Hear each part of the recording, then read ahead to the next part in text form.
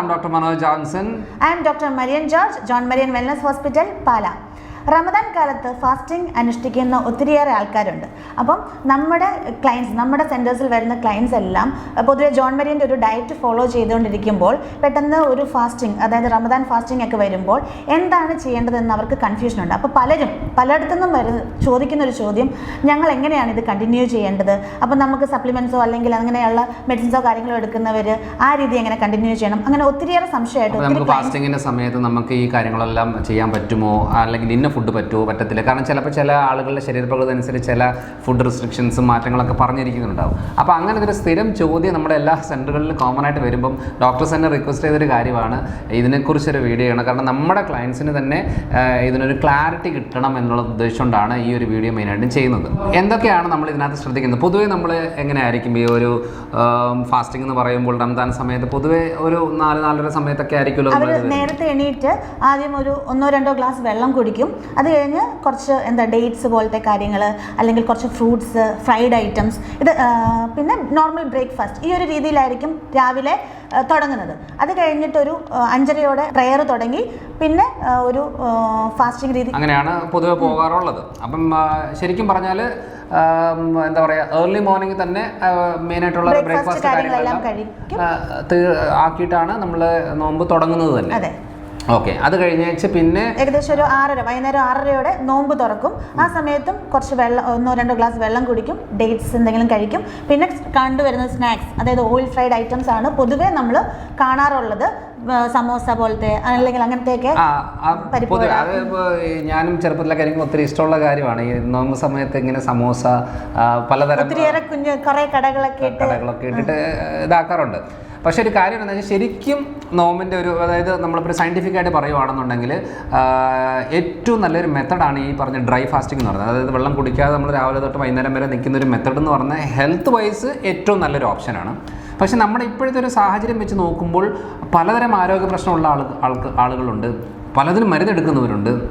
അപ്പം പല രീതിയിലുള്ള കോംപ്ലിക്കേഷൻസ് വരാറുണ്ട്. അപ്പോൾ ഇതിനൊരു ക്ലാരിറ്റി ഇല്ലാതെ മുന്നോട്ട് പോയി കഴിഞ്ഞാൽ അത് ഭയങ്കരമായിട്ടും ബുദ്ധിമുട്ടുണ്ടാക്കും. ഇപ്പോൾ റിപ്പീറ്റഡ് ആയിട്ട് യൂറിനറി ഇൻഫെക്ഷൻ വരുന്ന ആൾക്കാരുണ്ട്, പ്രഗ്നൻസിയിലുള്ളവർ സ്റ്റോൺ ഇടുന്നുണ്ട്, അതേപോലെ ആദ്യത്തെ 6 മാസത്തിൽ പാല് ബ്രസ്റ്റ് ഫീഡിങ് ചെയ്യുന്ന ആൾക്കാരുണ്ട്, സിവിയർ ആയിട്ടുള്ള ഇപ്പോൾ ടൈപ്പ് 1 ഡയബറ്റീസ് ഒക്കെ ഉള്ള ആൾക്കാർ ഈ ഫാസ്റ്റിങ്ങിൻ്റെ പുറകെ നോക്കാതിരിക്കുന്നതാണ് ഏറ്റവും നല്ലത്. കാരണം ടൈപ്പ് 2 എന്ന് പറഞ്ഞാൽ സാധാരണ രീതിയിലുള്ള പ്രമേഹത്തിൽ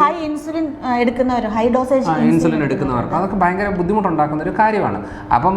അപ്പോൾ ഇങ്ങനെ വരുമ്പം എനിക്ക് ആദ്യം പറയേണ്ടത് ഇത് ഏറ്റവും ബെസ്റ്റ് മെത്തഡാണ്. അതായത് ഒരു ഇൻ്റർമീഡിയറ്റ് ഫാസ്റ്റിംഗ് എന്ന രീതിയിൽ തന്നെയാണ് ഇത് പോകുന്നത്, അല്ലാതെ ഫുൾ ടൈം ഉള്ള ഒരു ഫാസ്റ്റിംഗ് അല്ല, ഇത്ര സമയം വരെയുള്ള ഫാസ്റ്റിംഗ്. അപ്പോൾ ഇതിൽ എന്തൊക്കെയാണ് ശ്രദ്ധിക്കേണ്ടത്, അവർക്ക് എങ്ങനെ ഇതൊന്ന് കറക്റ്റായിട്ട് ഫോളോ ചെയ്യാൻ പറ്റും എന്ന രീതിയിലുള്ള ഒരു ഡയറ്റാണ് നമ്മളിപ്പോൾ. അപ്പോൾ ഞാൻ കണ്ടതിൽ വെച്ച് കോമൺ ആയിട്ട് കണ്ടുവെക്കുന്ന ഒരു കാര്യം എന്ന് വെച്ചാൽ, ഇപ്പോൾ ഞങ്ങൾക്ക് പഠിക്കുന്ന സമയത്തൊക്കെ എന്ന് പറഞ്ഞാൽ 1 വീക്ക് വെള്ളം മാത്രം കുടിച്ച് ഫാസ്റ്റിംഗ് ചെയ്യാനുള്ളൂ, വേറെ ഒരു ഭക്ഷണം കഴിക്കാനില്ല. അപ്പോൾ അങ്ങനെ വരുമ്പോൾ എന്നാന്ന് വെച്ചാൽ നമ്മുടെ സ്കിന്നൊക്കെ ഭയങ്കരമായിട്ടും ക്ലിയർ ആകും. പല ആൾക്കാരുടെ നമ്മളിപ്പോൾ തുടങ്ങുമ്പോൾ ബ്ലഡ് ടെസ്റ്റ് ചെയ്യും, അത് തീരുമ്പോൾ പിന്നെയും ബ്ലഡ് ടെസ്റ്റ് ചെയ്യും, അതേപോലെ BP ചെക്ക് ചെയ്യും, ഷുഗറിൻ്റെ കാര്യങ്ങൾ, എല്ലാ കാര്യങ്ങളും നോക്കും. അപ്പം അസിഡിറ്റി ഉള്ള ആൾക്കാരെന്നൊക്കെ പറയുന്നത് അവർക്ക് വീണ്ടും വന്നേച്ച് ഈ പറഞ്ഞ പുളിയുള്ള ഓറഞ്ചും മൂസമ്പിയും നാരങ്ങയൊക്കെ കുടിച്ച് കഴിഞ്ഞാൽ വീണ്ടും അസിഡിറ്റി പ്രശ്നങ്ങൾ കൂടുകയാണ്. ഫ്രൈഡ് ഐറ്റംസും ഈ എരിവുള്ള കാര്യങ്ങളൊക്കെ അസിഡിറ്റി ഉള്ളവരെടുത്താൽ ബുദ്ധിമുട്ടുണ്ടാകാം. പക്ഷേ ഏറ്റവും നന്നായിട്ട് ബെനിഫിറ്റ് കിട്ടുന്നത് ഇപ്പം നമുക്ക് ഓർമ്മക്കുറവ്, തലച്ചോറിലേക്കുള്ള രക്തയോട്ടം ക്ലിയർ ആകുന്നത്, അതേപോലെ എത്ര ഭക്ഷണം കഴിച്ചാലും ശരീരത്തിൽ പിടിക്കാത്ത ആൾക്കാരൊക്കെ ഉണ്ട്. അവർക്കൊക്കെ ഏറ്റവും ബെസ്റ്റ് മെത്തഡാണ് ഈ ഫാസ്റ്റിംഗ് എന്ന് പറയുന്നത്. എന്ന് വെച്ചാൽ നമുക്ക് വലിയ ചിലവില്ലാതെ ശരീരത്തിൻ്റെ ഓൾമോസ്റ്റ് പ്രശ്നങ്ങളെ ഹീൽ ചെയ്യാൻ പറ്റിയ ഒരു ബെസ്റ്റ് മെത്തഡാണ് ഈ ഫാസ്റ്റിംഗ് എന്ന് പറയുന്നത്. അതിനകത്ത് പലതരം ഉണ്ട്. ഇപ്പം ഇത് ഡ്രൈ ഫാസ്റ്റിംഗ് ആണ്, റംദാൻ ഫാസ്റ്റിംഗ് ഡ്രൈ ഫാസ്റ്റിംഗ് ആണ്, വെള്ളം പോലും കുടിക്കാതെ. പിന്നെ വാട്ടർ ഫാസ്റ്റിംഗ് ഉണ്ട്, ജ്യൂസ് ഫാസ്റ്റിംഗ് ഉണ്ട്, ഒരു നേരം ഭക്ഷണം കഴിച്ചിട്ടുള്ള ഫാസ്റ്റിംഗ് ഉണ്ട്. അങ്ങനെ പല ടൈപ്പ് സെയിൻ ഫാസ്റ്റിംഗ് ഉണ്ട്, റിലീജിയസ് ആയിട്ടുള്ള ഫാസ്റ്റിംഗ് ഉണ്ട്. ഇപ്പം ഈ കോട്ടയം ഭാഗത്തൊക്കെ ക്രിസ്ത്യൻസ് ചെയ്യുന്നൊരു ഫാസ്റ്റിംഗ് എന്ന് പറയുന്നത് അവർക്ക് ഏറ്റവും ഇഷ്ടപ്പെട്ട സാധനത്തിനെ വർജിക്കുക എന്നുള്ള രീതിയിലുള്ള ഫാസ്റ്റിംഗ് ആണ്. ചില സ്ഥലങ്ങളിൽ നോൺ വെജ് മാത്രം മാറ്റി വെക്കുക എന്നുള്ളതാണ്. അങ്ങനെ പല ടൈപ്പിൻ്റെ ഫാസ്റ്റിംഗ്. അപ്പോൾ ശരിക്കും പറഞ്ഞാൽ ഇതിൻ്റെ ഒരു പ്രധാനപ്പെട്ട ഒരു കാര്യം എന്ന് പറയുന്നത് ഇപ്പം നമ്മൾ പറയുന്നൊരു കാര്യമാണ്. കാരണം എന്താണ് നമുക്ക് കഴിക്കാൻ പറ്റുന്നത്? റമദാൻ ഫാസ്റ്റിങ്ങിൽ ഡയറ്റ് നോക്കുന്നവർക്ക് എന്തൊക്കെയാണ് ചെയ്യാൻ പറ്റുന്നത്, നമുക്ക് എഫക്റ്റീവായിട്ട് എങ്ങനെയാണ് ഈ റംദാൻ ഫാസ്റ്റിംഗ് നമുക്ക് ചെയ്യാൻ പറ്റുന്നത്, നമ്മുടെ രീതി അനുസരിച്ച്, ജോൺ മരിയൻസിൻ്റെ രീതി അനുസരിച്ച് നമ്മൾ ഏത് രീതിയിലാണ് പറഞ്ഞു കൊടുക്കുന്നത് എന്നുള്ളതാണ് ഇവിടെ ഉദ്ദേശിക്കുന്നത്. അപ്പം രാവിലെ ഏകദേശം ഒരു 4:30 സമയത്തോടെയാണ് എണീക്കുന്നത്. എണീറ്റ് ടൈം എന്തോ ആയിക്കോട്ടെ, നമുക്ക് കഴിക്കുന്ന ഫുഡ് എന്തൊക്കെയായിരിക്കും. ഇപ്പം നമ്മൾ പൊതുവെ പറയുന്ന ഒരു കാര്യം എന്ന് പറയുന്നത് ഏത്തപ്പഴം നമ്മൾ സ്ലൈസ് ആയിട്ട് കട്ട് ചെയ്ത് നെയ്ക്കകത്ത് ഇട്ടിട്ട് നല്ല രീതിയിലൊന്ന് ചൂടാക്കി അല്ലെങ്കിൽ വാട്ടിയെടുത്ത് അതൊരു ഫുഡായിട്ട് തന്നെ അത് അവിടെ നമുക്ക് കാർബോഹൈഡ്രേറ്റ്സ്, അതായത് ഈ പറഞ്ഞ ദോശ പുട്ടിനെ റീപ്ലേസ് ചെയ്തിട്ടാണ് നമ്മൾ ഈ പഴം നെയ്ക്കകത്ത് റോസ്റ്റ് ചെയ്തിട്ടുള്ളത്. അതും കൂടെ എല്ലാം കഴിച്ചാൽ അത് ശരിയാവും. മാക്സിമം ഒരു ഏത്തപ്പഴം. അതേപോലെ തന്നെ നമ്മൾ പറയുന്നത് പറഞ്ഞാൽ മുട്ട, അതിനകത്ത് ഓംലെറ്റ് ആക്കാം, അല്ലെങ്കിൽ വെജിറ്റബിൾസ് എല്ലാം ഇട്ടേച്ച് എഗ് ബുർജി പോലെ നമുക്ക് ഇങ്ങനെ ഇതായിട്ട് ചെയ്യാം, തോരൻ പോലെ വേണമെങ്കിൽ എടുക്കാം. അതേപോലെ തന്നെ പലതരം എന്താ പറയുക, ഇപ്പം ചിക്കൻ ആയാലും എന്തോ ആയാലും അതിനകത്തും കൂടെ ഇത് ഇട്ടേച്ച് ഒരു ഹെവി മീൽ പോലെ നമുക്ക് ആക്കിയെടുക്കാം. ഇപ്പം ഗ്രീൻ പീസ് അല്ലെന്നുണ്ടെങ്കിൽ പനീർ അങ്ങനത്തെ ഇതിനകത്ത് കൂടെ മുട്ടയും കൂടെ ഇട്ടേച്ച് നമുക്കിത് ഫുഡാക്കി എടുക്കാം. പിന്നെ ഒരു പോർഷൻ ആ ഒരു രീതി വരും. പിന്നെ വേണ്ടത് വെജിറ്റബിൾസ് ആണ്. വെജിറ്റബിൾസ് അത് വേവിക്കാതെ സാലഡായിട്ട് കഴിക്കണമെന്ന് നിർബന്ധമൊന്നുമില്ല.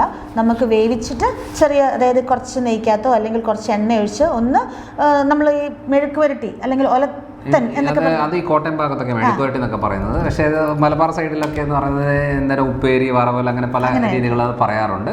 അപ്പം അങ്ങനത്തെ എല്ലാ വെജിറ്റബിൾസും നമുക്ക് ഉൾപ്പെടുത്തി സൂപ്പായിട്ട് ഇൻക്ലൂഡ് ചെയ്യാം.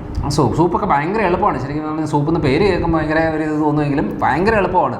നമ്മൾ വെറുതെ ഒരു വെജിറ്റബിൾസ് കട്ട് ചെയ്യുക അല്ലെങ്കിൽ ചിക്കൻ എന്തെങ്കിലും ഇട്ടേച്ചിട്ട് വെള്ളം ഒഴിച്ചേച്ച് കുറച്ച് മഞ്ഞളും കുരുമുളകും കുറച്ച് ഉപ്പ് ഇട്ടേച്ച് നന്നായിട്ടൊന്ന് ആവി വന്നു കഴിഞ്ഞാൽ ആയി സൂപ്പായി. വേണമെങ്കിൽ കുറച്ച് ബട്ടറോ ടേസ്റ്റിന് വേണ്ടിയിട്ട് ഇത്രേ ഉള്ളൂ, അല്ലാതെ വലിയൊരു സംഭവമില്ല. കാരണം വെറുതെ ഒരു 10 മിനിറ്റ് കൊണ്ട് തീരാവുന്ന ഒരു കാര്യമാണ്. ഇതൊക്കെയാണ് ശരിക്കും പറഞ്ഞ ഹെൽത്തി. പിന്നെ നമുക്ക് ഈ ഇപ്പം പറഞ്ഞു ഏത്തപ്പഴം നെയ്ക്കകത്ത് റോസ്റ്റ് ചെയ്ത് നമുക്ക് അതിനെ റീപ്ലേസ് ചെയ്യാം. എല്ലാ ദിവസവും ഏത്തപ്പഴം കഴിക്കാൻ എല്ലാവർക്കും ബുദ്ധിമുട്ടാണ്.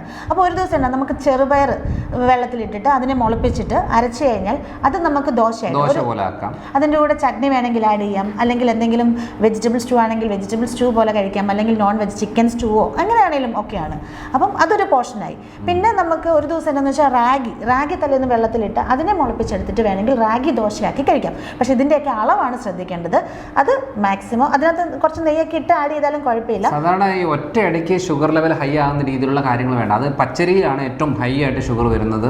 തവിട് നമുക്ക് പകുതി തവിടുള്ള അരിയോ കൊണ്ടുണ്ടാക്കിയതോ അല്ലെങ്കിൽ മില്ലറ്റ്സ് കൊണ്ടുണ്ടാക്കിയ സാധനങ്ങളൊക്കെ. പക്ഷെ അതും ഒത്തിരി അളവ് എടുക്കുക എന്നുള്ള അളവ് നമ്മൾ ശ്രദ്ധിക്കേണ്ടത് എന്താണെന്ന് വെച്ചാൽ അന്നജം ആയിട്ട് ഇത് എടുക്കുമ്പോൾ അതിൻ്റെ കൂടെ പ്രോട്ടീൻസ് ആയിട്ടുള്ള കാര്യങ്ങൾ, അത് ചെറുപയറോ കടലയോ വൻപയറോ പയർ ഐറ്റംസ് അല്ലെങ്കിൽ നല്ലൊരു ഓപ്ഷൻ എന്ന് പറയുന്നത് ധാരാളമായിട്ട് തേങ്ങ ഉൾപ്പെടുത്തുക. അതായത് തേങ്ങ പീരയായിട്ട്, തേങ്ങ പാലായിട്ട്, ഈവൻ കോക്കനട്ട് മിൽക്ക്, അതായത് ഒരു 5 ബദാം 5 കാഷ്യൂ നമുക്ക് സ്മൂത്തീസ് പോലത്തേത് ഉപയോഗിക്കാം. അപ്പോൾ അത് നമുക്ക് എന്താണെന്ന് വെച്ചാൽ തേങ്ങാപ്പാൽ, ഒരു ഗ്ലാസ് തേങ്ങാപ്പാലിലോട്ട് ഈ പറഞ്ഞ ഡേറ്റ്സോ കാഷ്യോ ബദാം, അപ്പോൾ അത്യാവശ്യം നല്ല രീതിയിൽ അത് റിച്ച് ആണ്, നല്ല ഹെവി ആയിട്ടുള്ള പ്രോട്ടീൻസും അതിനകത്ത് കിട്ടും. അതേപോലെ തന്നെ ഏത് ജ്യൂസ് ആക്കുമ്പോൾ മധുരം ഇടാതെ അതിനകത്ത് തേങ്ങാപ്പാൽ ഒഴിച്ച് ജ്യൂസ് ആക്കുവാണെന്നുണ്ടെങ്കിൽ നല്ലത്. ജ്യൂസ് അത്ര നല്ലതല്ല, എന്നാലും ബെറ്റർ ആയിട്ടുള്ള ഓപ്ഷനാണ്.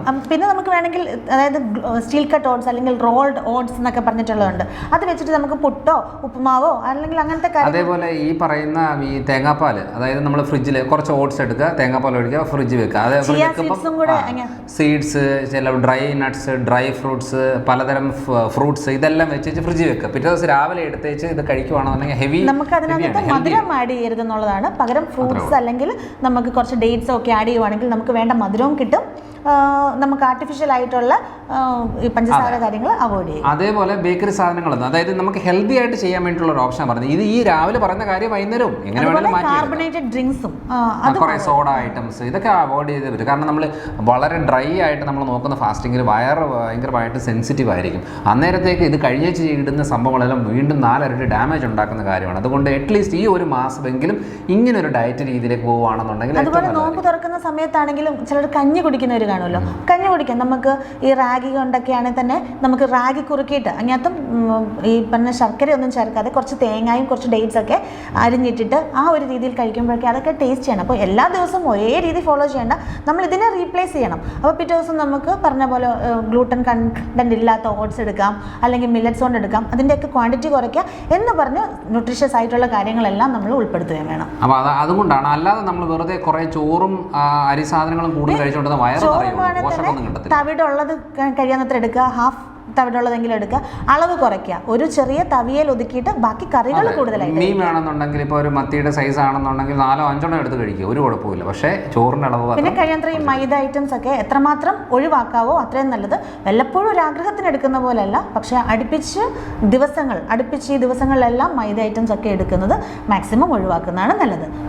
ഈ കാര്യങ്ങളൊക്കെ ചെയ്യുമ്പോഴും ഏറ്റവും കൂടുതൽ ശ്രദ്ധിക്കേണ്ടത് വാട്ടർ ഡ്രിങ്കിങ്ങിനെ കുറിച്ചാണ്. അപ്പം നമ്മൾ പൊതുവേ വെള്ളം കുടിയില്ലല്ലോ ഈ ഫാസ്റ്റിംഗിൽ, പകൽ സമയത്തൊന്നും വെള്ളം കുടിക്കുന്നില്ല. അപ്പം ബാക്കിയുള്ള സമയം കൊണ്ട് നമ്മളൊരു 8 ഗ്ലാസ് വെള്ളമെങ്കിലും മിനിമം നമ്മൾ കുടിച്ചിരിക്കണം. അപ്പോൾ അത് രാവിലെ ആണെങ്കിൽ രാവിലെ കുറച്ച് നേരത്തെ എണീറ്റ് വെള്ളം കുടിച്ച് തുടങ്ങണം. അതുപോലെ വൈകുന്നേരം ആണെങ്കിലും നോമ്പ് തുറന്നതിന് ശേഷം നമ്മൾ കിടക്കുന്ന വരെയുള്ള സമയം കൊണ്ട് നമ്മൾ വെള്ളം കുടിക്കണം. അപ്പം അതിന് ഏറ്റവും നല്ലത് എന്താണെന്ന് വെച്ചാൽ ഒരു 15 മിനിറ്റിൽ ഒരു 50 ml വെള്ളമെങ്കിലും കുടിക്കണം. അപ്പോൾ 1 മണിക്കൂറിൽ നമ്മൾ 1 ഗ്ലാസ് വെള്ളം എന്ന കണക്കെങ്കിലും. അങ്ങനെയാണല്ലേ രാവിലെ ഇപ്പം ഒരു 4 മണിക്ക് എഴുന്നേറ്റ് കഴിഞ്ഞാൽ 4 മണി തൊട്ട് 5 മണി വരെ 1 ഗ്ലാസ്. അപ്പോൾ അതുകൊണ്ടാണ് അത് പറഞ്ഞത് കുറച്ചും കൂടെ നേരത്തെ എണീറ്റ് കുറച്ച് വെള്ളം, അതായത് 8 ഗ്ലാസ്. അതിപ്പോൾ 2 ഗ്ലാസ് നോക്കണമെന്നില്ല, കുറച്ചുകൂടെ കൂടുതൽ കഴിച്ചാലും കുടിച്ചാലും വലിയ കുഴപ്പമൊന്നുമില്ല. തുറക്കുന്നതിന് മുമ്പ് തന്നെ ഒരു 50% രാവിലത്തെ ഇതിനും 50% എങ്ങനെയാണെങ്കിലും ഒരു 8 ഗ്ലാസസ് എങ്കിലും മിനിമം വെള്ളം നമുക്കൊരു ദിവസം നമ്മുടെ ഉള്ളിൽ ചെല്ലണം. ഇല്ലെങ്കിലാണ് ഈ യൂറിനറി ഇൻഫെക്ഷൻ അല്ലെങ്കിൽ സ്റ്റോണിൻ്റെ പ്രശ്നങ്ങളൊക്കെ, പ്രത്യേകിച്ച് ചൂടുകാലം കൂടെയാണ്, കൂടുതൽ ചാൻസസ് ഉണ്ട്. അപ്പോൾ അത് റിപ്പീറ്റഡ് ആയിട്ട് ആവശ്യമുള്ള കാര്യമാണ്. ഇപ്പം പിന്നെയുള്ളത് ബ്രേക്ക്ഫാസ്റ്റ് തുടങ്ങുന്ന സമയത്ത്, അത് രാവിലത്തെ ഫുഡ് തുടങ്ങുമെന്ന് പറയുമ്പോൾ നമ്മൾ പൊതുവെ ചെയ്യാറുള്ളത് ഈ വെള്ളം കുടിക്കുക, അല്ലെന്നുണ്ടെങ്കിൽ ഏതെങ്കിലും ഫ്രൂട്ട്സ് കഴിക്കുക, അല്ലെങ്കിൽ ജ്യൂസായിട്ട് കഴിക്കുക. ഇപ്പോൾ ജ്യൂസ് കഴിക്കുമ്പോഴും ശരിക്കും പറഞ്ഞാൽ മധുരം ഇടാതെ ജ്യൂസ് എടുക്കുന്നതാണ് ഏറ്റവും നല്ലത്. പിന്നെ ജ്യൂസിലും എപ്പോഴും ബെറ്റർ ഫ്രൂട്ട്സ് കഴിക്കുന്നത് തന്നെയല്ലേ? അതെ, ജ്യൂസിനെക്കാട്ടിലും എപ്പോഴും ഫ്രൂട്ട്സ് തന്നെയാണ് നല്ലത്. അല്ലെങ്കിൽ നമ്മുടെ ടെൻഡർ കോക്കനട്ട്, കരിക്കും വെള്ളം നല്ലതാണ്. പിന്നെ പല ആളുകളുടെ അസിഡിറ്റി പ്രശ്നമുള്ള ആളുകൾക്ക് കരിക്കും വെള്ളം ഏറ്റവും നല്ലൊരു ഓപ്ഷനാണ്. പിന്നെ ആഷ് കാർഡ്, നമ്മുടെ കുമ്പളങ്ങ ഏറ്റവും നല്ലതാണ്. ഈ അസിഡിറ്റി പ്രോബ്ലംസ് ഉള്ള ആളുകൾക്കൊക്കെ അത് ഏറ്റവും നല്ലൊരു ഓപ്ഷനാണ്. പിന്നെ മസ്ക് മെലൺ നല്ലതാണ്, പപ്പായ നല്ലതാണ്. ഇങ്ങനത്തെ അധികം പുളിയില്ലാത്ത രീതിയിലുള്ള ഫ്രൂട്ട്സും ജ്യൂസും ഒക്കെയാണ് ഏറ്റവും നല്ലത്. എപ്പോഴും ഫ്രൂട്ട്സാണ് ഏറ്റവും നല്ലത്. അപ്പോൾ നമ്മുടെ ഒരു പ്രിഫർ ചെയ്യുന്ന രീതി എന്ന് പറയുന്നത് പേരയ്ക്ക. നമ്മൾ കണ്ടിരിക്കുന്ന രീതി എന്ന് വെച്ചാൽ ജ്യൂസ് അടിച്ചാൽ അതിന് നല്ല മധുരം ചേർത്തിട്ടാണ് പലരും ജ്യൂസ് കുടിക്കുന്നത്. അതുകൊണ്ട് ജ്യൂസ് ഒരിക്കലും നമ്മൾ ജോൺ മരീൻസിന്റെ ഡയറ്റ് പ്രകാരം നമ്മൾ ഒരിക്കലും ജ്യൂസ് പ്രിഫർ ചെയ്യത്തില്ല. നമ്മളിവിടെ പറയുന്ന ഫ്രൂട്ട്സ് മെയിനായിട്ടും പറയുന്നത് പേരയ്ക്ക, പപ്പായ, ആപ്പിൾ, പിന്നെ അസിഡിറ്റി പ്രശ്നം ഇല്ലാത്തവർക്ക് ഓറഞ്ച്, മുസംബി കാര്യങ്ങളൊക്കെ ഓക്കെയാണ്. വാട്ടർ മെലൺ ഓക്കെയാണ്, മസ്ക് മെലൺ ഓക്കെയാണ്. പിന്നെ ചെറിയ തരം പഴങ്ങളൊക്കെയാണ്. ഏത്തപ്പഴം ഒരു ഫുഡായിട്ട് കഴിക്കുവാണെങ്കിൽ അതും ഓക്കെയാണ്. പക്ഷേ പലപ്പോഴും സംഭവിക്കുന്നത് എന്താണെന്ന് വെച്ചാൽ നമുക്ക് വിശന്നിരിക്കാൻ വേണ്ടിയിട്ട് ഭയങ്കരമായിട്ട് കഴിക്കുന്ന ഒരു രീതിയിലേക്ക് വരും. എന്തായാലും പിന്നെ കുറേ നേരം കഴിക്കാതിരിക്കുക, അന്നേരത്തേക്ക് കുറേ പൊറോട്ട കഴിച്ചേക്കാം, കുറേ ചപ്പാത്തി കഴിച്ചേക്കാം, കുറേ ബിരിയാണി കഴിച്ചേക്കാം എന്നൊക്കെ പറഞ്ഞ് കഴിച്ച് വന്നു കഴിഞ്ഞാൽ അത് ശരീരത്തെ ഭയങ്കരമായിട്ട് ബുദ്ധിമുട്ടുണ്ടാകും. പല സാഹചര്യങ്ങളിൽ കണ്ടേക്കുന്നൊരു കാര്യമാണ്. അവരുടെ ഹെൽത്താണ് ഏറ്റവും കൂടുതൽ മോശമായിട്ട് വരുന്നത്. അപ്പോൾ അതുകൊണ്ട് ഈ പറയുന്ന ചിക്കൻ കഴിച്ചോ, ഓക്കെ ബീഫ് കഴിച്ചോ, അല്ലെങ്കിൽ മട്ടനോ എന്ത് വേണമെങ്കിലും ആയിക്കോട്ടെ, അത് എണ്ണയിൽ വറുത്ത് കോരി വിരൂപമാക്കി ഒരു കാര്യം ചെയ്താൽ മതി. ഒരു പ്ലേറ്റ് എടുക്കുമ്പോൾ ആ പ്ലേറ്റിനെ 4 ഡിവൈഡ് ചെയ്യുക. ആ 4 ഡിവൈഡ് ചെയ്തിട്ട് അതിൽ ഒരു പോർഷൻ എന്ന് പറയുന്നത് കാർബോഹൈഡ്രേറ്റ്, അന്നജം. അതിനകത്ത് ദോശ, ഇഡ്ഡലി, അപ്പം, പുട്ട്, ചോറ്, ചപ്പാത്തി, അങ്ങനത്തെ സാധനങ്ങൾ ഏതായാലും ചെറിയ അളവിൽ. ബാക്കി വരുന്ന 3/4 പോർഷൻസിൽ പ്രോട്ടീൻസ്, അതായത് നമ്മുടെ ഇറച്ചിയോ മീനോ മുട്ടയോ അല്ലെങ്കിൽ കടല, ചെറുപയർ, വൻപയർ, അങ്ങനത്തെ കാര്യങ്ങളൊക്കെ.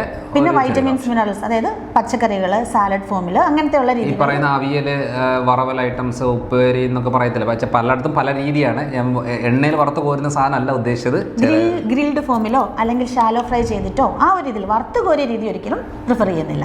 അത് വെജിറ്റബിൾസ് ആയാലും നോൺ വെജ് ഐറ്റംസ് ആയാലും. അത് എപ്പോഴും നമ്മൾ ഇത് പറഞ്ഞു തരുന്നത് എന്തിനാണെന്ന് വെച്ചാൽ നമ്മൾ ഇത്രയും നാളെ നല്ല ഒരു ഹെൽത്തി രീതിയിലേക്ക് വന്ന് കഴിയുമ്പോൾ ഇവിടെ വിശന്നിരിക്കാൻ വേണ്ടിയിട്ട് കഴിക്കാവുന്ന ഒരു രീതി അനുസരിച്ച് പോയി കഴിച്ചു കഴിഞ്ഞാൽ എല്ലാം ഒരു പ്രശ്നമായി മാറും. അപ്പോൾ അതേപോലെ തന്നെയാണ് പിന്നെ നമ്മൾ എന്തായാലും വേറെ ഫുഡോ കാര്യങ്ങളോ ഒന്നുമില്ല. പിന്നെ വൈകുന്നേരം നമ്മുടെ 6:00 ശേഷമുള്ള സമയമാണ്. പക്ഷേ ഈ നോമ്പ് നിർത്തുന്ന ഒരു സമയമുണ്ട്, അത് വളരെ ഇമ്പോർട്ടൻ്റ് ആണ്. നോമ്പ് തുറ എന്ന് പറയും. ഓക്കെ, അതിൽ എന്താ സംഭവിക്കുന്നതെന്ന് വെച്ചാൽ ഉടനെ പോയിട്ട് വിശന്നിരുന്നിട്ട് എന്തെങ്കിലും കഴിക്കുന്നതിന് പകരം ആദ്യം വെള്ളമായിട്ട് എടുക്കുക. കഴിയുന്നതും ജ്യൂസ് ഇതിനകത്ത് ഉൾപ്പെടുത്താതിരിക്കുന്നതാണ് ഏറ്റവും നല്ലത്. വെള്ളം, ഫ്രൂട്ട്സ്, ഈന്തപ്പഴം, അങ്ങനത്തെ ഒരു കോഴ്സ് പോലെ ഫാസ്റ്റിംഗ് ബ്രേക്ക് ചെയ്യുന്ന സമയത്ത് 1-2 ഗ്ലാസ് വെള്ളം കുടിക്കുക. ഒരു 1-2 ഡേറ്റ്സ് അല്ലെങ്കിൽ ഒരു ചെറിയ പിടി കാഷ്യൂവോ ബദാമോ അങ്ങനത്തെ എന്തെങ്കിലും. അത് നിർത്തിയതിന് ശേഷം വീണ്ടും അതേപോലെ എൻ്റെ ഒരു അഭിപ്രായത്തിൽ ഇപ്പം നേരത്തെ ഡോക്ടർ പറഞ്ഞ പോലെ ഒരു 15 മിനിറ്റ് കൂടുമ്പോൾ ഇടയ്ക്കിടയ്ക്ക് വെള്ളം കുടിക്കുക എന്നുള്ളതാണ്. കാരണം അത്രയും നേരത്തെ നമ്മുടെ ആ ഒരു എഫക്റ്റ് നമുക്ക് നഷ്ടപ്പെടാതിരിക്കണം എന്നുണ്ടെങ്കിൽ അത് കഴിഞ്ഞേച്ച് നമുക്ക് ഇടയ്ക്കിടയ്ക്ക് വെള്ളം രീതി. പക്ഷേ ഒരു വെള്ളത്തിലോ ഒരു ജ്യൂസിലോ ഒരു കാരണവശാലും ഒരു മധുരം പാടില്ല. മധുരം അങ്ങനെ ഇട്ട് കഴിഞ്ഞാൽ ആ ചെയ്ത ബെനിഫിറ്റ് വേസ്റ്റായി പോവുകയാണ്. അത് എന്താണ് ഇവിടെ സംഭവിക്കുന്നത് വെച്ചാൽ ഒരു 10 മണിക്കൂറൊക്കെ ആകുമ്പോഴത്തേനും ബോഡിയിൽ ഫാറ്റൊക്കെ ഉപയോഗിക്കും. അത് കഴിയുമ്പോൾ വീണ്ടും എന്നാ ചെയ്യുന്നത് വെച്ചാൽ ഒരു ക്ലീനിങ് പ്രോസസ്സാണ്. ശരീരത്തിലുള്ള വിഷാംശങ്ങളെ, ഇപ്പോൾ ക്യാൻസർ കോശങ്ങളുടെ ഗ്രോത്തുകളൊക്കെ ഉണ്ടെന്നുണ്ടെങ്കിൽ അത് അന്നേരം തന്നെ ക്ലിയർ ആക്കും, ഇമ്മ്യൂണിറ്റി സ്ട്രെങ്തൻ ആക്കും, സ്കിന്ന് നല്ല ക്ലിയർ ആക്കും, പിന്നെ ഉള്ളിലുള്ള വിഷാംശങ്ങളെ സ്വയം തിന്ന് ക്ലിയർ ആക്കുന്ന ഒരു ഇതിനെ ഓട്ടോഫേജ് എന്നൊക്കെ പറയുന്നത്. ശരിക്കും നമ്മൾ എല്ലാ ദിവസവും ഫുഡ് കഴിച്ച് മുന്നോട്ട് പോകുന്നതിലും നമുക്ക് ചിലപ്പോൾ 2-3 ദിവസം കഴിയുമ്പം ഒന്നും കൂടെ നമ്മുടെ എനർജി ലെവൽ കൂടുന്നതായിട്ടാണ് കാണാറ്. പക്ഷേ അത് ഈ പറഞ്ഞ അപ്പോഴും പലർക്കും സംശയമുണ്ട്, ഈ സമയത്ത് ജിമ്മിൽ പോകാവോ അല്ലെങ്കിൽ എന്തെങ്കിലും ആക്ടിവിറ്റി ചെയ്യാവോ? ഒരു കുഴപ്പമില്ല. കാരണം എന്ന് വെച്ചാൽ ഒരു എക്സസൈസും ഇതിൻ്റെ കൂടെ ഉണ്ടെന്നുണ്ടെങ്കിൽ ശരിക്കും പറഞ്ഞാൽ ക്ലീനിങ് പ്രോസസ്സ് കൂടുകയാണ്. ഒരു കണക്കിൽ മതപരമായിട്ടുള്ള കാര്യങ്ങൾ നടക്കും, അതുപോലെ നമ്മുടെ ഹെൽത്ത് വൈസ് ഇമ്പ്രൂവ്മെന്റ് കിട്ടും. അപ്പം വൈകുന്നേരത്തിനകത്ത് നമുക്കിപ്പം ബിരിയാണി കഴിക്കാം, അല്ലാന്നുണ്ടെങ്കിൽ എന്ത് ഫുഡാണ്, അരിയാഹാരത്തിന്റെ അളവൊന്ന് കുറയ്ക്കുക, അളവാണ് മെയിനായിട്ട് വേണ്ടത്. അപ്പം ഞങ്ങളുടെ ഒരു മെയിൻ ഏരിയ എന്ന് പറയുന്നത് ഈ പറയുന്ന കാലറി റെസ്ട്രിക്റ്റ് ആണ്. കാലറി എന്ന് ഉദ്ദേശിക്കുന്നത് അരിയാഹാരത്തിന്, അരി, ഗോതമ്പ്, കിഴങ്ങ് വർഗ്ഗം, മധുരം, ബേക്കറി സാധനങ്ങൾ, അങ്ങനെയൊക്കെ ഇത് മാത്രം റെസ്ട്രിക്ട് ചെയ്താൽ മതി. അല്ലാതെ ഇപ്പോൾ ഏത് ഭക്ഷണവും നല്ല അളവിൽ നമുക്ക് കഴിക്കാൻ പറ്റും. പക്ഷെ ഒറ്റയടിക്ക് ഇവിടെയാണെങ്കിലും ആ പ്ലേറ്റ് ചെയ്താൽ മതി. ഒരു പ്ലേറ്റിനെ 4ആയിട്ട് ഡിവൈഡ് ചെയ്യുക. ആ രീതിക്ക് അനുസരിച്ചിട്ട് മുന്നോട്ട് പോകുന്നതാണ് എപ്പോഴും നല്ലത്. എന്നാലും പൊതുവേ പത്തിരിയൊക്കെ ആയിരിക്കും, പത്തിരി കഴിക്കും, ചപ്പാത്തി കഴിക്കും, അല്ലെങ്കിൽ ചോറ്, അങ്ങനത്തെ ഐറ്റംസ്, അല്ലെങ്കിൽ ബിരിയാണി ഐറ്റംസ്, അങ്ങനെയാണ് കഴിക്കാറുള്ളത്. അതെന്ത് കഴിച്ചാലും ചെറിയ അളവിൽ ഉൾപ്പെടുത്തി കഴിച്ചാൽ. ഫാസ്റ്റിംഗ് ബ്രേക്ക് ചെയ്ത് ഒത്തിരി സ്പൈസി ആയിട്ടുള്ള കാര്യങ്ങളും മാക്സിമം അതൊരു ക്ലീനിങ് പ്രോസസ് ആയിട്ട് നിൽക്കുകയാണ്. അന്നേരത്തേക്ക് കുറേ പുളിയും എരിവും സാധനങ്ങളെല്ലാം ഇട്ടേച്ച് അതിനെ പ്രശ്നമാക്കാതിരുന്ന് കഴിഞ്ഞാൽ 1 മാസം കൊണ്ട് ശരിക്കും പറഞ്ഞാൽ ആ ഒരു കൊല്ലത്തെ എല്ലാ ഡാമേജും ശരിയാക്കാൻ പറ്റിയ ഏറ്റവും ബെസ്റ്റ് മെത്തഡാണ് ഈ റംദാൻ ഫാസ്റ്റിംഗ് എന്ന് പറയുന്നത്. പിന്നെ പൊതുവെ കണ്ടുവരുന്ന ഒരു സംശയം എന്ന് വെച്ചാൽ പലരും മെഡിസിൻസ് എടുക്കുന്നതാണ്. അപ്പം ഈ ഫാസ്റ്റിംഗ് സമയത്ത് എങ്ങനെയാണ് മെഡിസിൻസ് എടുക്കേണ്ടത്, അങ്ങനെയൊക്കെയുള്ള കുറേ ഡൗട്ട്സുകൾ കാണാം. അല്ല, അത് ഒരിക്കലും നമ്മൾ രാവിലത്തെ ഫുഡ് കഴിക്കാതിരിക്കരുത്. കാരണം എന്തായാലും പിന്നെ കഴിക്കുന്നില്ല. അപ്പോൾ രാവിലത്തെ ഫുഡ് കഴിക്കുന്നതിൻ്റെ ഭാഗമായിട്ട് എന്തൊക്കെ മെഡിസിൻസ് ആണ്, ഷുഗറിൻ്റെ ഉണ്ടോ, BP-യുടെ ഉണ്ടോ, അല്ല സ്ട്രോക്കുമായിട്ട് ബന്ധപ്പെട്ട കാര്യങ്ങളുണ്ടോ, അങ്ങനത്തെ ഏതാണ് മെഡിസിൻസ്, അതൊക്കെ ആ ഫുഡിൻ്റെ ഇതുമായിട്ട് ബന്ധപ്പെട്ട്. പലരുടെയും തൈറോയ്ഡ് പ്രശ്നമുള്ള ആൾക്കാരുണ്ട്. അപ്പോൾ ഈ 4:30 ഫുഡ് കഴിക്കുന്ന ആൾക്കാർ തൈറോയ്ഡ് കൂടുതൽ സ്ത്രീകളായിരിക്കും. അപ്പോൾ അവർ ശരിക്കും പറഞ്ഞാൽ എന്തെങ്കിലും ഒരു ഫുഡോ കാര്യങ്ങളോ, വെള്ളം കഴിക്കുന്നതിന് കുഴപ്പമില്ല, അല്ലാതെ എന്തെങ്കിലും ഒരു കാര്യം കഴിക്കുന്നതിന് ഒരു 1-2 മണിക്കൂർ മുമ്പെങ്കിലും ആണ് ഈ തൈറോയ്ഡ് മെഡിസിൻ എടുക്കേണ്ടത്. നമുക്ക് നിർബന്ധമായിട്ടും എടുക്കേണ്ട ഒരു മരുന്നാണ് തൈറോയ്ഡ്. അപ്പോൾ പിന്നെ ഒരു കണ്ടുവരുന്ന ഒട്ടുമിക്ക ആൾക്കാരും ഷുഗർ, അതായത് ഡയബറ്റിക്കിന് മെഡിസിൻസ് എടുക്കുന്നവരായിരിക്കും. അപ്പോൾ ഈ ഫാസ്റ്റിംഗ് അല്ലേ എന്ന് ഓർത്തുകൊണ്ട് പലരും മെഡിസിൻസ് എടുക്കാതിരിക്കുന്ന രീതികൾ കാണാറുണ്ട്. അതെ, എന്തായാലും ഫുഡ് കഴിക്കുന്നില്ലോ, പിന്നെ ഇതിൻ്റെ ആവശ്യമുണ്ട്. ശരിക്കും പറഞ്ഞാൽ നമ്മൾ പുറത്തുനിന്ന് ഫുഡ് കഴിക്കണമെന്നില്ല, നമ്മുടെ ശരീരത്തിൽ തന്നെ ഷുഗർ പ്രൊഡ്യൂസ് ആകുന്നതാണ്. അത് ഹൈ ആയിട്ട് കുറേ നാളങ്ങനെ പോയി കഴിഞ്ഞാൽ പിന്നെ കാഴ്ചയുടെ ബുദ്ധിമുട്ട്, കാലിന് പുകച്ചിൽ, മരപ്പ്, ക്ഷീണം, മസിൽ കുറയുന്നതും, പുരുഷന്മാരിലെ ഉദാഹരണ പ്രശ്നങ്ങളും, സ്കിന്നിൻ്റെ പ്രശ്നങ്ങൾ, ഫംഗൽ ഇൻഫെക്ഷൻസ്, പല രീതിയിലുള്ള പ്രശ്നങ്ങളും ഉണ്ടാകുന്നതാണ്. അതുകൊണ്ട് ഒരിക്കലും നമ്മൾ ഗുളിക അങ്ങനെ സ്റ്റോപ്പ് ചെയ്യില്ല. എന്തുണ്ടെങ്കിലും ഡോക്ടറുമായിട്ട് കൺസൾട്ട് ചെയ്യുന്ന ഡോക്ടറിനെ കണ്ടിട്ട് വേണം അവർ മുന്നോട്ട് പ്രൊസീഡ് ചെയ്യാനായിട്ട്. പിന്നെ പൊതുവേ നമ്മൾ പറയുന്ന അസിഡിറ്റി പ്രശ്നമുള്ള ആളുകൾ പ്രോപ്പറായിട്ട് എടുക്കുന്നതിന് ഈ ഫാസ്റ്റിംഗ് എടുക്കുന്നത് ഒരു കുഴപ്പമില്ല. പക്ഷേ അത് സിവിയർ അൾസർ കണ്ടീഷൻസോ അല്ലാതാണെങ്കിൽ അതിനനുസരിച്ചുള്ള മെഡിക്കേഷൻസ്, അതിനനുസരിച്ചുള്ള ഫുഡ്. അപ്പോൾ ആദ്യത്തെ 2-3 ദിവസം ഇവരൊന്ന് അതായത് ഫാസ്റ്റിംഗ് എടുക്കുന്നവർ ആദ്യത്തെ 1-2 ദിവസം ട്രൈ ചെയ്ത് കഴിയുമ്പോൾ അവർക്ക് മനസ്സിലാവും ഇത് മുന്നോട്ട് കൊണ്ടുപോകാൻ പറ്റുമോ ഇല്ലയോ എന്നുള്ളത്. പിന്നെ ചിലർക്ക് എന്താണെന്ന് വെച്ചാൽ ഷുഗർ ഡൗൺ ആകുന്ന രീതി കണ്ടിട്ടുണ്ട്. അങ്ങനെ ആകുമ്പോൾ ആ സമയത്ത് തന്നെ അവർ ഫാസ്റ്റിംഗ് ബ്രേക്ക് ചെയ്ത്. പൊതുവേ നമ്മളിപ്പം ഈ ഇൻ്റർമീഡിയറ്റ് ഫാസ്റ്റിങ്ങോ അല്ലാതെ ഫാസ്റ്റിങ്ങിനെ കുറിച്ച് പഠിക്കുന്ന സമയത്ത് നമ്മൾ എക്സെപ്ഷൻസ് കൊടുക്കാറുണ്ട്. തീരെ പ്രായമുള്ള ആൾക്കാരെ നമ്മളെ പൊതുവേ വേണ്ടെന്ന് പറയാറുണ്ട്. അതേപോലെ തന്നെ തീരെ ചെറിയ കുട്ടികൾക്ക് ഫാസ്റ്റിംഗ് ചെയ്യുമെന്ന് വെച്ചാൽ ചെയ്യാം, ഒരു കുഴപ്പമൊന്നുമില്ല. പക്ഷേ ഒരു 10 വയസ്സിന് താഴെയുള്ള ആൾക്കാരെന്ന് പറയുന്നത് അങ്ങനെ വലിയ രീതിയിൽ ശ്രദ്ധിക്കേണ്ട ആവശ്യമില്ല പൊതുവേ. പിന്നെ വിശ്വാസമായിട്ട് ബന്ധപ്പെട്ട് നമുക്ക് പറയാൻ പറ്റത്തില്ല.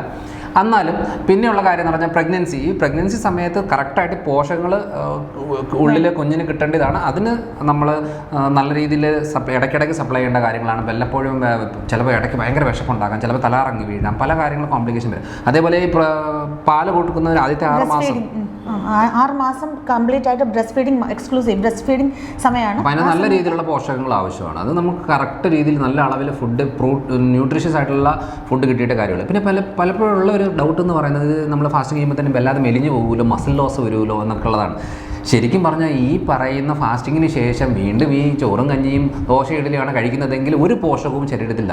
പോഷകങ്ങൾ കിട്ടണമെന്നുണ്ടെങ്കിൽ പ്രോട്ടീൻസ് ആണ് വേണ്ടത്. പ്രോട്ടീൻ ഉള്ളത് ഈ പയറുപരിപ്പ് വർഗ്ഗങ്ങൾ, നട്ട്സ്, ഇറച്ചി, മീൻ, മുട്ട, ഇതിലൊക്കെയാണ് പ്രോട്ടീൻസ് ഉള്ളത്. ഈ പ്രോട്ടീൻ അപ്പോൾ നമ്മളൊരു 60 കിലോ ഉള്ള ഒരാൾ 60 ഗ്രാമെങ്കിലും പ്രോട്ടീൻ മിനിമം കഴിച്ചിരിക്കേണ്ട ഒരു കാര്യമാണ്. അപ്പോൾ ഒരു മുട്ട കഴിച്ചാൽ ഒരു 5-6 ഗ്രാമേ കിട്ടത്തുള്ളൂ മുട്ടയുടെ വെള്ളക്കകത്ത്. അപ്പോൾ നമ്മൾ എത്രയാണ് 3 മുട്ട കഴിച്ചാൽ 15 ഗ്രാമേ ഉള്ളൂ. പിന്നെ കണ്ടുവന്ന് ഇപ്പോൾ BP ഉള്ളവരാണെങ്കിലും കൊളസ്ട്രോളിനൊക്കെ ആണെങ്കിലും മെഡിസിൻസ് എടുക്കുന്നവർ, അതുപോലെ അതുപോലെ തന്നെ കണ്ടിന്യൂ ചെയ്യണം. അവരുടെ ഡയറ്റ് കാര്യങ്ങളൊന്നും ശ്രദ്ധിക്കുവാണെങ്കിൽ അവർക്ക് കൊളസ്ട്രോളിലൊക്കെ ഉള്ള വ്യത്യാസം നല്ല രീതിയിൽ കൊളസ്ട്രോൾ ചേഞ്ചസ് വരും. ഇനി ഏറ്റവും റിസൾട്ട് കിട്ടുന്ന ആർക്കാന്ന് വെച്ചാൽ ഹാർട്ടിന് ബ്ലോക്ക് ഉള്ള ആളുകൾക്കൊക്കെയാണ്. അതായത് BP ഉള്ളവർക്ക്, ഹാർട്ടിന് ബ്ലോക്ക് ഉള്ളവർക്ക്, ഇവരുടെ ഉള്ളിലുള്ള രക്തക്കൊള്ളിൻ്റെ ഉള്ളിലുള്ള കൊഴുപ്പുകളെല്ലാം ക്ലിയർ ആക്കി പോകുന്ന ഒരു പ്രോസസ്സാണ് ഈ ഫാസ്റ്റിംഗ് സംഭവിക്കുന്നത്. പിന്നെ നമ്മളെപ്പോഴും ജോൺ മരീൻസിന് എപ്പോഴും ഒരു സപ്ലൈ എന്ന് പറഞ്ഞാൽ omega-3, അതായത് ലൈക്കോപ്പീൻ എന്നൊക്കെ പറയുന്ന കുറച്ച് പോഷകങ്ങൾ, ഇതൊക്കെ ബ്ലഡ് വെസൽസിനെ ക്ലീൻ ചെയ്ത് എടുക്കാനായിട്ട് ഏറ്റവും നല്ല ഒരു പോഷകമാണ്. അപ്പോൾ അതേപോലത്തെ കുറച്ച് കോമ്പിനേഷൻസ് നമ്മൾ എപ്പോഴും പറയാറുണ്ട്. നിങ്ങൾ ഉച്ചയ്ക്കത്തെ സമയത്ത് അത് സ്കിപ്പ് ചെയ്താൽ മതി, രാവിലെയും കഴിക്കുക, വൈകുന്നേരം കഴിക്കുക. കാരണം നമുക്ക് എപ്പോഴും എല്ലാ ഫുഡിനകത്തെ പോഷകങ്ങളും നമുക്ക് കിട്ടണമെന്നില്ല. പക്ഷേ ഈ ഒരു സമയം വളരെ ഇമ്പോർട്ടൻ്റ് ആയതുകൊണ്ട് ഇങ്ങനെ ഒരു മെത്തേഡിൽ ചെയ്യുവാണെങ്കിൽ ഏറ്റവും നല്ലതായിരിക്കും എന്നുള്ളതാണ് നമ്മളോട് പറയാൻ കോമൺ ആയിട്ട് കണ്ടുവരുന്നൊരു മിസ്റ്റേക്ക് എന്ന് പറഞ്ഞാൽ ഒത്തിരി ഷുഗർ ഐറ്റംസ് ഉള്ളിലേക്ക് കയറുന്നുണ്ട് ഈ സമയത്ത്. പിന്നെ ഫ്രൈഡ് ആയിട്ടുള്ള ഐറ്റംസ് കഴിക്കുന്നുണ്ട്. അപ്പം ഇതിനെയൊക്കെ ഒന്ന് മാറ്റി വെച്ചിട്ട് ഹെൽത്തി ആയിട്ടുള്ള രീതിയിലുള്ള അത്രയും ചെയ്താൽ തന്നെ ഇതിൻ്റെ ഫുൾ ബെനിഫിറ്റ് കിട്ടും. പക്ഷേ ഇപ്പം ഭൂരിഭാഗം 90% ആളുകൾക്കും ബെനിഫിറ്റ് കിട്ടുന്നില്ല. കാരണം എന്താണെന്ന് വെച്ചാൽ ഇത്രയും നേരം വിശന്നിരുന്നതിൻ്റെ പേരിൽ കുറേ വാരി വലിച്ച് എല്ലാം കഴിക്കുന്ന രീതി വരും.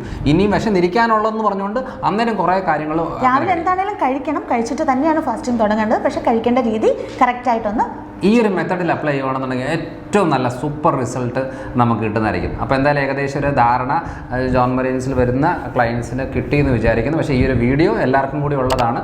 എന്നാലും നമ്മുടെ ആളുകൾ ഒത്തിരി റിപ്പീറ്റായിട്ട് ചോദിച്ചത് കൊണ്ടാണ് നമ്മൾ ഈ ഒരു വീഡിയോ മെയിനായിട്ട് ചെയ്യുന്നത്. അപ്പോൾ എന്തായാലും അടുത്ത തവണ അടുത്തൊരു വീഡിയോ ആയിട്ട് വരാം. ബൈ.